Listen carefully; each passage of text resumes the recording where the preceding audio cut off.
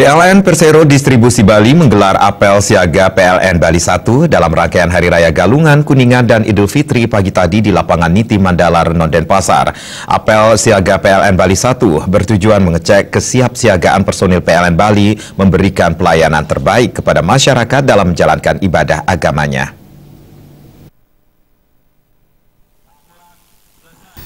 General Manager PT PLN Persero Distribusi Bali, Dedi Benyamin Pangaribuan mengatakan, apel siaga PLN Bali 1 ini merupakan kegiatan rutin menyambut Hari Raya Besar Keagamaan. Kesiapsiagaan PLN Bali dalam menyambut Hari Raya tahun ini telah dilakukan sejak tanggal 2 Juli hingga 1 Agustus mendatang. Apel siaga PLN Bali sekaligus merupakan deklarasi bahwa PLN Bali 1 siap mengawal dan memberikan pelayanan terbaik bagi pasokan listrik masyarakat Bali agar secara kusuk menjalankan ibadah dan kegiatan upacara keagamaan yang lain. Selama masa siaga ini, pemeliharaan unit di PLN Bali 1 dihentikan agar tidak ada pemadaman listrik.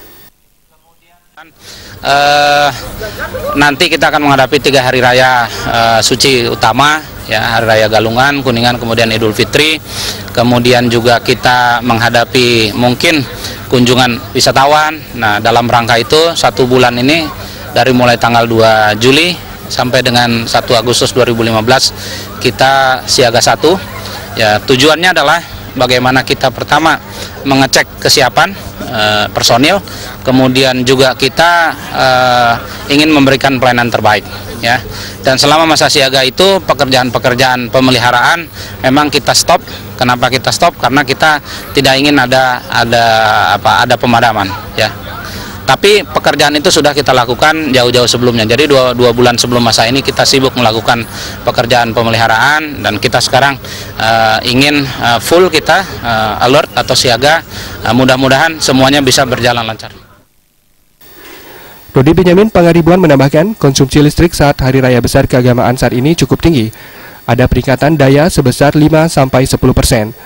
Beban daya akibat konsumsi listrik ini akan semakin bertambah dari kunjungan wisatawan dan hunian hotel yang meningkat saat musim liburan.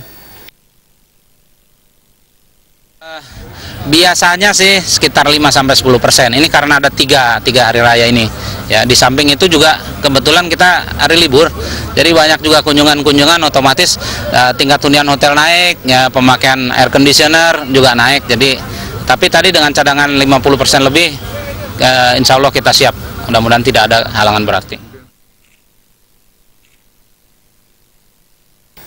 Pasokan listrik Bali minimal 200 MW untuk cadangan dari kebutuhan 750 sampai 780 MW. Dengan masuknya PLTU Celukan Bawang ke sistem kelistrikan Bali sebesar 350 MW, maka ketersediaan listrik mencukupi.